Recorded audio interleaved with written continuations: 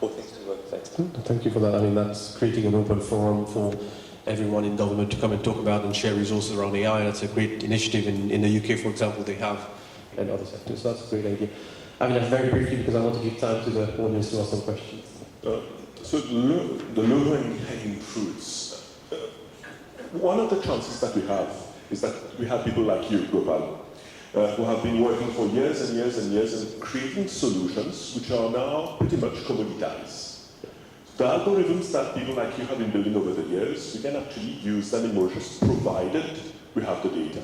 There's a big work to be done into the proper structuring of the data, putting it in a certain, format in such a way that it can be used by algorithms. But once we manage to structure our data, and it all starts obviously by collecting, but we have been collecting over the years, then we could apply your algorithms and algorithms developed by others in order to create value, in order to create some actionable knowledge that decision makers can use to make better decisions. Now, this being said, it is also important for a country like Mauritius to have a pool of high caliber data scientists and AI specialists over the years. And I would incite all parents here, and I see a number of kids including mine, to study maths, to study science, to study technology, to study engineering, because that's the best way to get a proper understanding of those technical aspects of artificial intelligence. And this is the kind of people that we will require in the future, and this is the kind of jobs that we are sure to have in the future as well. Thanks very much. Quick question, Chris, you already had a go. Maybe someone else before we give to Chris. Question, anyone else wants to ask a question? Yep. In the public sector, whether it's going to be, channeled properly and made public for people outside, to innovate and use AI. Okay, maybe I can answer. Mauritius is one of the few countries in the world to have an open data policy. This means that at the level of government, every single department, every single parasitical body, and every single private company owned by government can put its data on an open data portal. The open data portal of government is data.gov.nu.org, and it is managed by the National Computer Board. If you go to this open data portal, you will see hundreds of data sets. Now, I'll be honest with you, some of them are not well structured. Some of them are not updated. But this is much, much, much better than having nothing. The second thing which is important is the license under which the data is provided. It is provided free of charge under a very permissive Creative Commons license.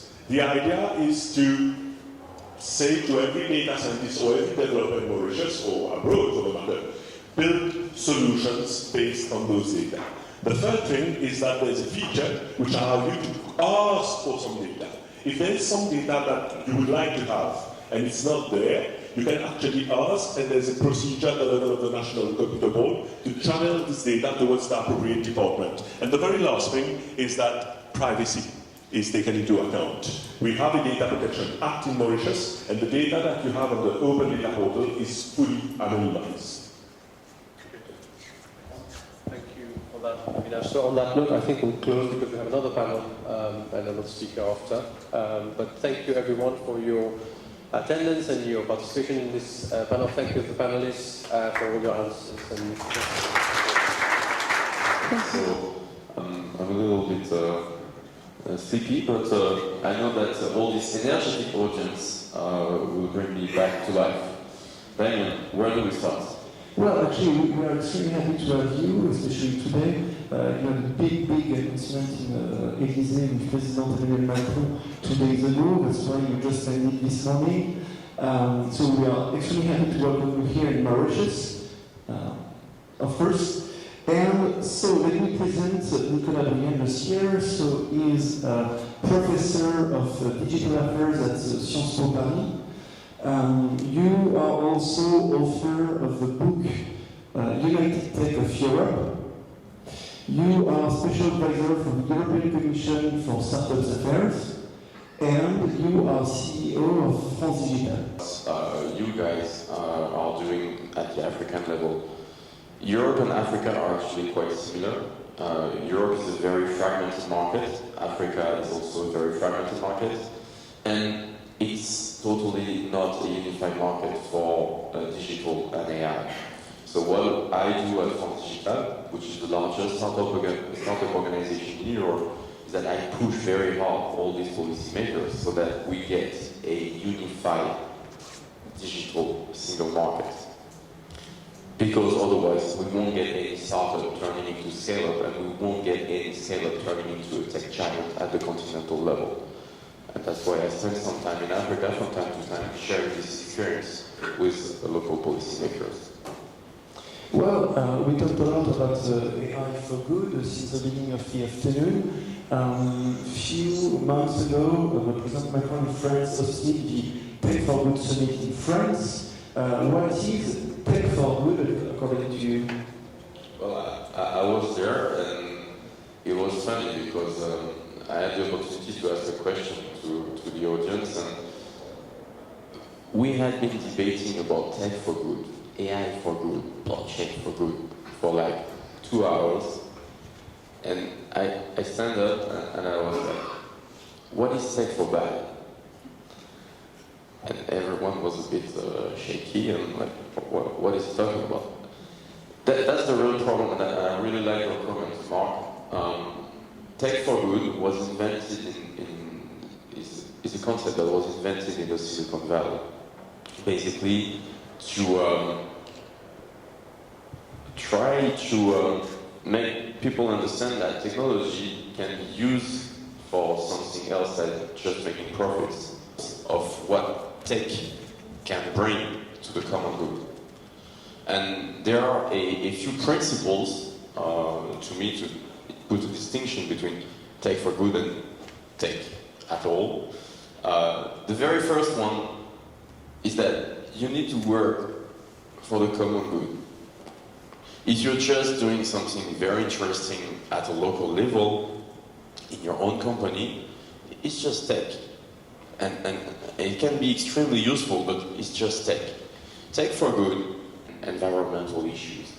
And these issues cannot be addressed at the local level. This has to be global from day one. And that's where technology is so important. Most of our tech giants, most of our startups are global from day one.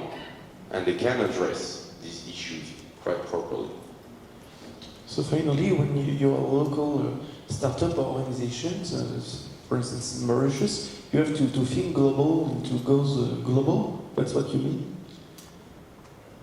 I've met a lot of people that were doing amazing stuff at the local level. You have very, to establish in a small little European country called Slovakia. And the Prime Minister of Slovakia said, well, you're not going to get a license to operate unless you share your data. Uber was a bit frustrated and was wondering why the Prime Minister wanted so much about their data. And the Prime Minister is actually the former mayor of Bratislava, the capital, and he was like, well, we have traffic jam. We know that you have the most amazing data set on transportation, so we want your data set to operate. That's a win-win situation, because Uber has interest that there is no traffic jam, and the government has interest to have these giant companies operating in its territory, on its territory. This type of example sets the standard for public-private cooperation and data sharing. I really like your point about open data, but let's not forget that open data is not only the responsibility of the government, it's also the responsibility of companies. These big giants, these legacy players that are sitting on piles of data, tons of data, they don't know what to do about it, and among these data sets, a lot is actually can be used for common good. The Uber data can be used to reduce traffic jams. Yourself. what is data for the common good and what is data for my business model. So as you mentioned, Tech for Good was born in Silicon Valley, the United States, because it's global. But what, in that context, could be the role of Mauritius and Africa? Well, you guys have an amazing responsibility because Africa is absolutely fascinating. At the very beginning of the years 2000, you had all these companies in Kenya doing mobile banking, and actually they were so much in advance. If a VC, a European VC, or no, Jumia is IPO. Talking about VC money. VC money, actually there was a company called CarePay, you can Google it. CarePay raised 50 million euros as a Series A, which is amazing by global standard. You don't have that many American or European companies raising 50 million euros as a Series A. And what are they doing? It's quite simple. It's basically they are putting all your health data on a single token so that you can, once you have a problem, a heart attack or whatever, this can be accessed extremely easily. They raised 50 million euros. This, having your own data in a token, no one would have created it in Europe or in the US. Because we have social security systems that are very old, because we have governments that is also very old. But with this company, they are creating something totally new. That's something that could be maybe one day totally scalable on the global level. Later, he turned to his host and he was like, how many days are your startup hosted and incubated? And the Chinese guy turned to him and said, 15. And my friend was like, 15 months, that's quite interesting. And the guy told him, no, 15 days. We incubate startups 15 days, and then they go to market. And he was like, how is that even possible? And he's like, you're European. That's why you think it's impossible. And when he was looking in the Innovation Center, he was very surprised because there were lots of Chinese, obviously, but also lots of Africans. And when he asked why so many Africans, the Chinese said, well, they know how to go to markets and they know how to go fast. Because the market is so fragmented in Africa, because the uses are quite low-tech, they don't ask so many questions, they just go to market. And that's why I have huge hopes in Africa. And I do believe that this 50 million fundraising is just the beginning of many, many, many other stories. Talking about Mauritius, as you may know, when you invest in a startup in the US, you don't invest in the US. You invest in Delaware, which is the state of the US. I do believe that Mauritius could be the Delaware of Africa. And you guys are actually starting. With this AI strategy, with all this financial sector, it's really, really fascinating. Both of AI for good with NGOs. Because when we think of AI for good, Tech for Good, we think of non-profit organization and how to help the non-profit organization world. Okay? Well, many examples. Now I would like to discuss with you and your vision about business for good. Can a large company, the business world, being for good? What about business for good? The large companies have they will be instrumental. I tend to circulate this figure quite often. Large US corporations invest 6 times more in AI startups than their European counterparts. And European large corporations invest 100 times more in AI startups than their African counterparts. So the responsibility of large African corporates is just tremendous. I'm not one of these guys who tell you that Africa is terra nulla, Africa doesn't have any corporate or whatever. Africa has amazing corporations. The Moroccan companies like Atijani Wafa, Mauritius Airlines obviously, and some other great companies. But I'm fascinated by the fact that these CEOs don't invest that much into startups. They don't invest that much. Very few have corporate venture. Very few have their own incubators. And this is probably the next frontier for large corporations. If they want to really step into tech for good, they will have to create a strong relation with startups. The capabilities of AI, right? But many people here, students as well as those who are working, whether in any department, they're asking themselves, hey, AI is good. How can I use AI to enhance my business? What knowledge do I have of AI? How do I get it? They look around. Maybe my students can help me. Wow, they have not yet started in school learning about AI, right? And we know that even if we have lots of data, we need a different type of education. An education which will develop a computational mind. Algorithmic thinking, they've got to be very good to develop algorithms. It's not like just simple maths where you take some formula and apply them, right? You've got to devise your own formula for algorithm.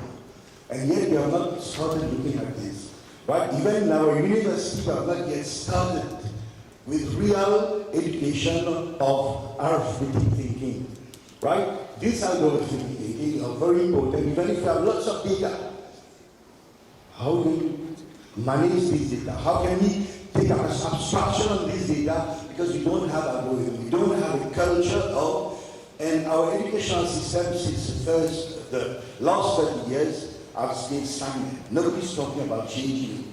And yet we are talking about fintech, blockchain, and all these things. But who are the people who are going to work on all these? Thank you so much. You're raising a very important point. It's on the board. We have so many people talking about AI and blockchain. What's behind Alexa? What's behind your vocal assistant? We don't, and you're totally right. There will be an emphasis, and I saw that in your presentation too, on education. It will be key. Because let's not be naive. The social acceptation of AI is very low.